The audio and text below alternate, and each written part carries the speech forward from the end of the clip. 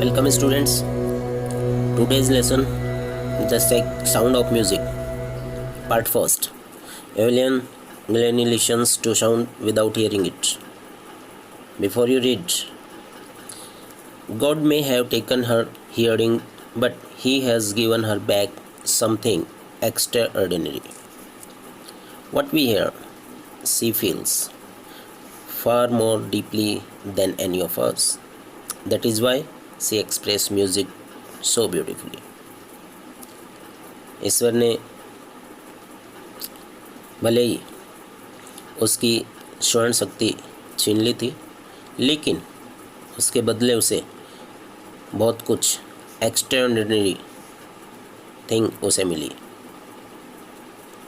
What we hear she feels, जो हम सुन करके महसूस करते हैं, पता करते हैं, वो उस साउंड को फील करती थी और वो भी हम सबसे बहुत ज़्यादा डीपली.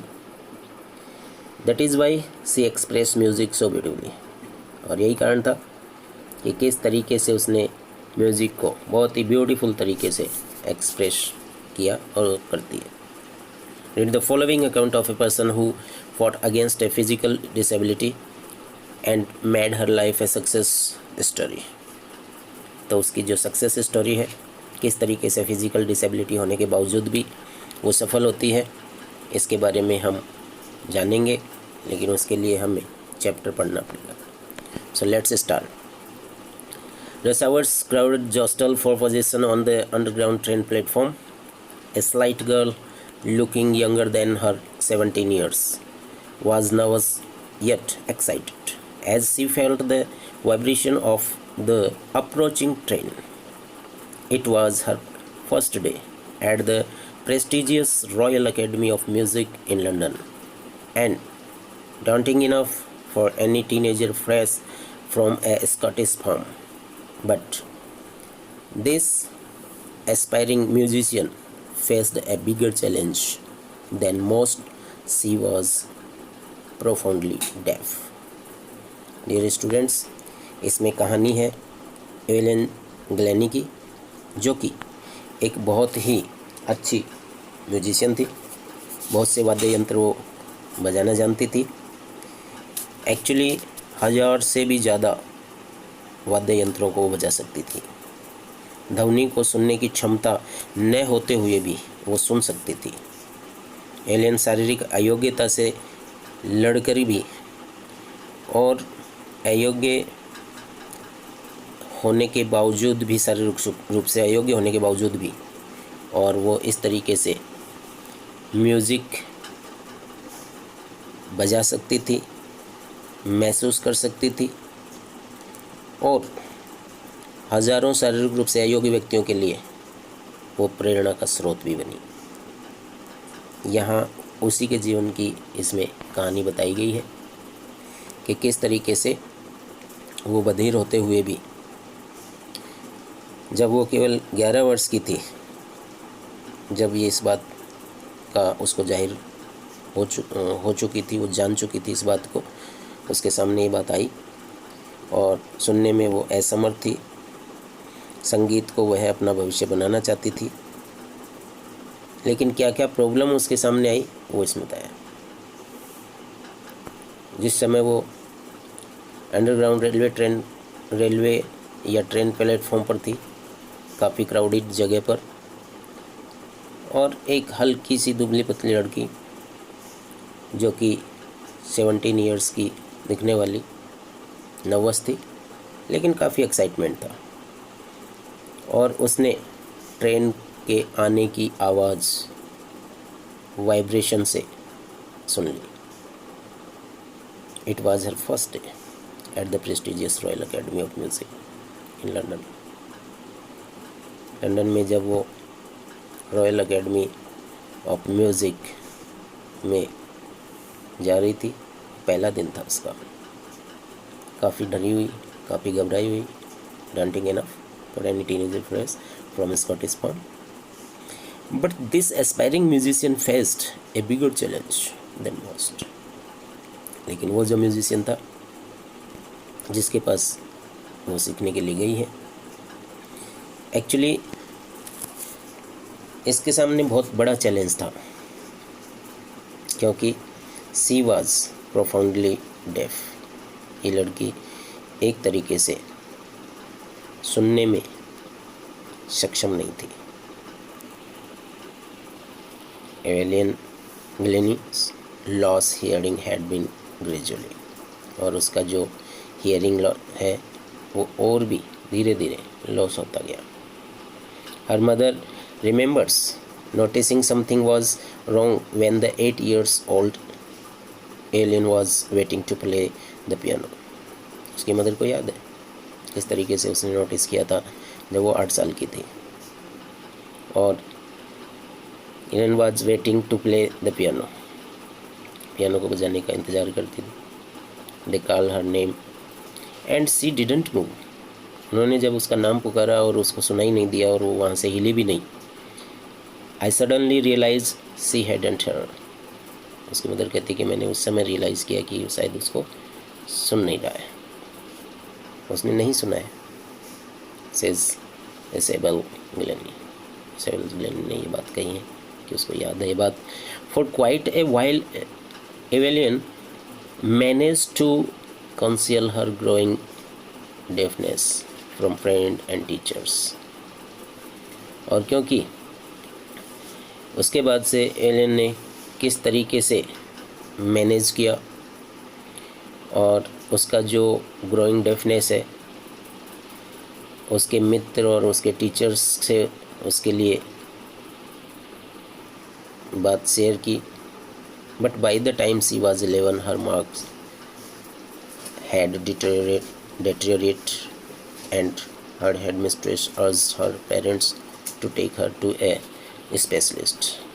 उस समय वो 11 साल की हो चुकी थी और उसके जो हेड मिस्ट्रेस थी उसने उनके पेरेंट्स को इसके किसी स्पेशलिस्ट को दिखाने के लिए, उसके पास ले जाने के लिए सजेशन दिया। It was then discovered that her hearing was surely impaired as a result of gradual nerve damage। और उस समय ये बात सामने आ चुकी थी कि उसका जो हियरिंग है, जो सुनने की क्षमता है, वो डैमेज हो चुकी थी। They were advised that she should be fitted with hearing aids and sent to a school for deaf। Advice दी गई उनको कि उसे हियरिंग एड दिए जाएं और बहरों की जो स्कूल होती है उसमें उसे दाखिला दिलाया जाए। Everything suddenly look black says alien. सब कुछ ब्लैक हो चुका था, ऐसा वो कहती है। But Evelyn was not going to give up. लेकिन एलियन ने किसी भी तरीके की आस को छोड़ा नहीं और गिव अप नहीं किया, परास्त नहीं हुई। She was determined to lead a normal life and pursue her interest in music. उसने निश्चित किया कि वो भी सभी की तरह नॉर्मल लाइफ जिएगी और अपने आप का इंटरेस्ट उसने म्यूज़िक की तरफ, जो उसका इंटरेस्ट था, उसको आगे बढ़ाया। One day she noticed a girl playing a xylophone and decided that she wanted to play it too। जब उसने देखा, नोटिस किया लड़की को जाइलोफोन बजाते हुए, उसने भी डिसाइड किया कि वो भी उसे बजाना चाहती है और उसकी ये बजाने की इच्छा है। Most of the teachers discouraged her, but percussionist Ron Forbes spotted her potential। सब टीचर्स ने उसको मना किया, डिस्करेज किया, हतोत्साहित किया, लेकिन वहाँ एक ऐसा व्यक्ति जो वाकई उस समय वहाँ ड्रम और तबला बजाने वाला था, जिसका नाम था रॉन फॉब्स, उसने इसकी पोटेंशियल को पहचाना and he began by tuning two large drum to different notes. उसके बाद उसने different tones, different notes drum की उसने ट्यूनिंग की।